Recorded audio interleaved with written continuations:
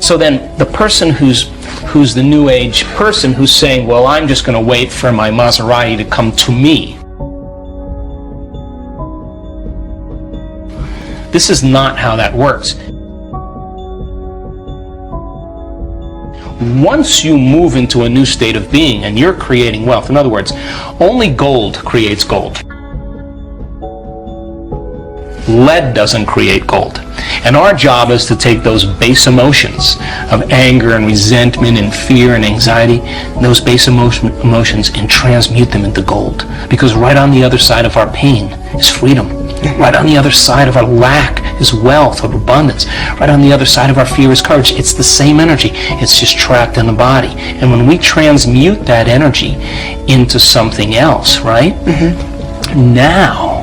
Now we have available energy to begin to design a destiny with. So then a person who moves into that elegant state of being where they're expanded and they're enriched and they're in love with life, then they can't go back to the old self, because that is their new state of being. So then if you practice that every day, sooner or later it's going to begin to become familiar to you. And you may feel it, you may see things, you may hear from it. I mean, there are means of communications that can be set up. It's going through that process. So then if you're creating wealth, yes, and you're in the state of being of abundant, you better not be thinking lacking thoughts, because an abundant person would never do that. You can't demonstrate that you're not making choices because you believe that there's not enough, lack of time, lack of energy, lack of money. A wealthy person would never, abundant person would never think of it. You can't feel unworthy and lacking if you're going to be a wealthy person. So by very logic and reason, you got to lay that down and move into this state of being. Now once you're in that state of being, you can't sit on the couch and wait for the phone call. Once you're in that state of being, you got to start making choices into the unknown from that state of being. You got to trust in the unknown. The moment you don't make the choice, you just doubted your creation. You return back to the known. And so people then, when you're in that state of being, the miraculous happens when you say, okay, I'm going to go for it. But you're not going to go for it as your limited emotional self. You're going to go for it as your unlimited self. And you begin to make those choices and you step out into the unknown. That's when the miraculous happens. And you say, oh my God, I'm so glad I made that choice. But then waking up in the morning and priming your brain and body to make that change is the key. There's 2 times the door to the subconscious mind opens up. Excuse me, when we wake up in the morning and we go to bed at night. Right. Why? In that crossover place. Because your brain goes from deep delta brainwaves to theta brainwaves to alpha brainwaves to beta brainwaves. Why? And when you go to bed at night, it goes from beta to alpha to theta to delta. And if you can't get there, you're stuck in high beta. It's because you're driving the sports car in first gear, right? So people do whatever they can to get down there. So the brain chemistry works in accordance with this. So when you wake up in the morning and the receptors in the back of your eye pick up light, the moment that happens, your optic nerve sends a signal to the pineal gland, and the pineal gland starts making serotonin. And serotonin is the daytime neurotransmitter. In other words, serotonin gets you up and going. It gets your brain turned on. The moment it starts getting dark at night and your eye is no longer picking up visible light, the mechanism starts to change, and now because there's less light, the optic nerve sends a signal to the pineal gland. The pineal gland takes serotonin and starts carving off a couple methyl groups and turns it into melatonin. And melatonin is the nighttime neurotransmitter. So Sarah gets you up in the morning, and Mel puts you to bed at night. Now, when serotonin increases, your brainwave patterns go into beta. That's because you're going to pay attention more to the outer world. When you're in meditation and you close your eyes and you eliminate light and it's dark in the room and you play music in the background, you put earplugs in, you're getting less sensory data coming in from your environment, so the neocortex is not so preoccupied with trying to create meaning between the outer world and the inner world. You're forgetting about the outer world, and the inner world is where you're cultivating something. So then, when you close your eyes and do your meditation, then your brain waves move into melatonin. But if you're waking up in the morning and you're waking up at 5 in the morning, guess what? Your brain waves will probably be in theta or alpha. You're in your subconscious. You're past the beta thinking, right? We go to bed at night. I have friends that are artists and playwrights and musicians. they stay up till 2 in the morning. They love that 11 o'clock till 2 in the morning. They're in nighttime. They're in alpha. They got all these creative ideas. There's, me, I'm a morning person. I wake up. I'm up at 4:30 or 5 in the morning. It's my time to create. I set aside a certain amount of time. That's my time, because the rest of the day I'm serving. So I like to get myself right in the morning, right?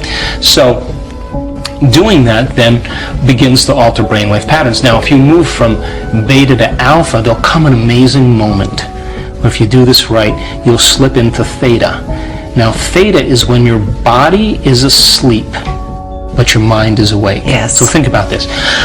If your body's asleep and you've conditioned it to be the mind through addictions or habits, the moment the body's asleep, it's no longer the mind. So there's no longer any resistance. And that's where instantaneous change takes place. If you go too far, you slip into delta, and that's called deep sleep and restorative sleep. And people say to me, well, I really can't meditate. And I say, really? Where do you meditate? Oh, in bed. Yeah, well, get out of bed. Get out of bed, because you're going to go right to delta. Yeah. So then, what we noticed in our research, to finish that other thought, is that there comes a moment when you're in that coherent level of alpha that all of a sudden you slip into theta. And all of a sudden, when theta turns on, all of a sudden you start seeing this amazing change take place. And the body becomes so relaxed, and the energy centers, the sympathetic nervous system, switches on. But instead of switching on like you're being chased by a tiger, or switching on like having an orgasm, or ejaculating, or switching on for whatever reason. What do you do in the morning? Well, 2 hours in the morning, that's a lot of time. Well, if I can overcome myself at the beginning of the day, the rest of my day is easy. And that's what you do. You spend 2 hours in the morning. I allow for 2 hours. Okay. You still get up at 4 a.m. and that. Well, this morning I was up at 3. Okay. Because I'm on the wrong time zone. Right. But if I'm up, you like the 4 a.m. slot because my brain waves are just right. I don't have to work as hard. Yeah, my body's a little fatigued, but I'm between worlds, and so my body's a little tired, but I get up and do it. And to me, I allow for 2 hours. Sometimes Sometimes I can nail it in 45 minutes or an hour, and sure, I'm done. Other times, I'm on the wrong time zone. I have meetings all day long. Got a lot going on, and I'm just not going to fall prey to that common state of thinking. And that looks like meditation, affirmations in your mind, visualization. It's the work that we do. It's the work that we do. And the first part in truly creating a new personal reality is overcoming your present personality. You got to get beyond the normal thinking patterns, the normal urges of action and habits, to get beyond certain emotions that are residuals from the day before. That's the work right there. That's the part you have to overcome. So some days you just kind of slip in and it's magic because you've been practiced, like having a great golf game or a great tennis game or a great run or a great session of knitting. You're in your groove. Other days you got to work a little bit more for it. And for me, what I've learned is those hard days, the days that are the most challenging, are always the most rewarding, because now you're uncompromising to an outcome. And if it takes you an hour to get beyond yourself, to find the present moment, because that's the only place where the unknown exists, the familiar emotions and hardwired patterns of the past are the known. The predictable future, in trying to forecast the feeling of every event in our life, people do unconsciously, is also the known. There's only one place where the unknown exists, and that's the present moment. You call it the generous present moment. Yeah, and I've just done it enough times, and there are plenty of people in our work that have done it enough times to know when you're there and when you're not. Okay. And when you're not, it's very obvious because you've been there enough times. So you're separating your old story from yourself, and you're separating your focus on the future, and you're being present. It's just like hitting a tennis ball in a sweet spot. You lock into something, and that wholeness starts to happen, and now you're no longer creating from polarity or duality or opposites. People they create when they see they don't have something. Whether, hey, nice suit, I want one of those, right? And the moment I see that you have a nice suit and I start thinking, I want one of those, my brain naturally starts putting me in the equation. Next thing you know, I'm wearing your suit. Well, that's because we're wired to do that. So then we have this natural ability to create. The problem is after you imagine that, you open your eyes and you don't have it, people experience more lack. Well, we're not that good yet. So then the act of practicing enough times and beginning to create the state in which you're so connected to the energy of your future. Now think about this.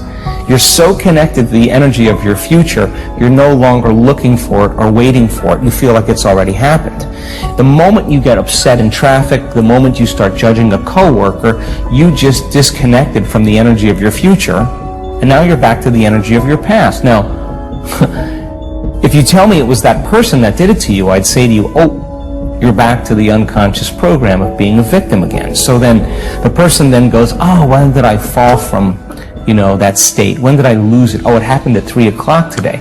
The next time that happens, what can I do differently? Now the person's moving through their challenges in their life with coherence, with rhythm. They're starting to begin to make strides, and that they're no longer knee-jerking to the people in their life that they've used emotionally to reaffirm their identity. Now this is the work, because you look around to see if anybody's doing it, and you don't see anybody else doing it. It's kind of this kind of lonely moment where you're realizing that I'm the only one doing this. That's that kind of moment that you realize that nobody understands you but you, right? And you can't even ask your friends for their opinion, because they're going to give you their opinion based on their own experiences. And it's that kind of moment where you have to draw in all your resources and begin to make up your mind. And I've interviewed hundreds and hundreds of people that have healed themselves from all kinds of health.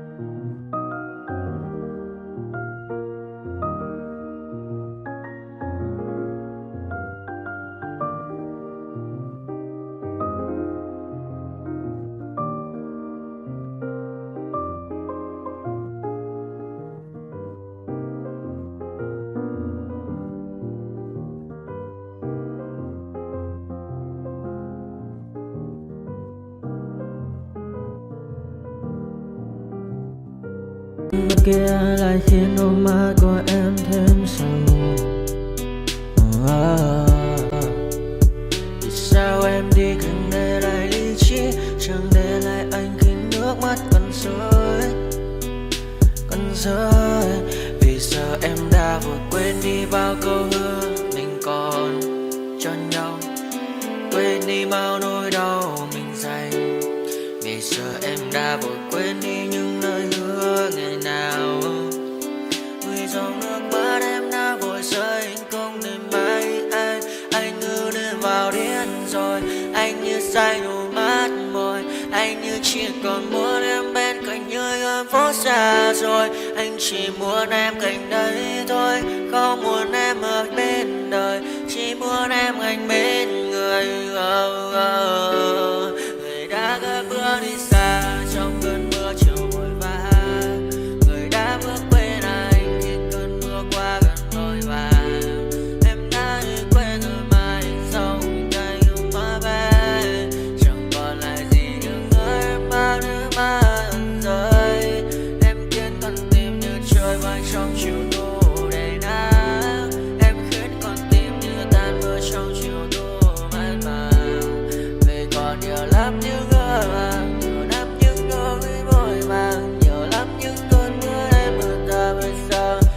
vang không mà không mai đến sáng nhờ mai em còn thơ đôi mai anh còn người ta xưa ta chẳng còn giữ nhau chẳng để giữ lấy em khi cơn mưa về đến và chẳng cần nhau khi anh với em cùng một đêm trôi em ơi ta còn gì nữa đâu một cơn mưa ngày hôm qua ta còn lại gì nữa đâu khi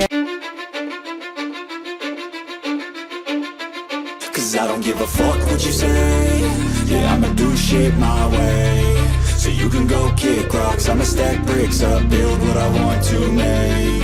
Yo, I got a lot of shit to say, so I'ma do this every day. I'll be writing things until I'm fucking buried in my grave. 6 feet deep under, but my body won't decay. Cause my messages are timeless, so they'll put them on display. Oh yeah, I rap with a certainty, I have a sense of urgency. A message for eternity, for everyone internally. I had some people burning me, but now they fucking learn to see I ain't the one to fuck with. Now they looking nervously, and I don't really care what you think of me respectfully. You can kick rocks if you think you're fucking better, see. I will outwork you, turn you to an enemy. Hurt you so bad that you're gonna need some therapy. I got the motherfucking recipe. I've been cooking up hits, I'ma leave a legacy. You'll be looking small when you're standing right next to me. I'm 5'10", bitch, but I'm 10 feet next to me. I don't give a fuck what you say. Yeah, I'ma do shit my way. So you can go kick rocks, I'ma stack bricks up, build what I want to make.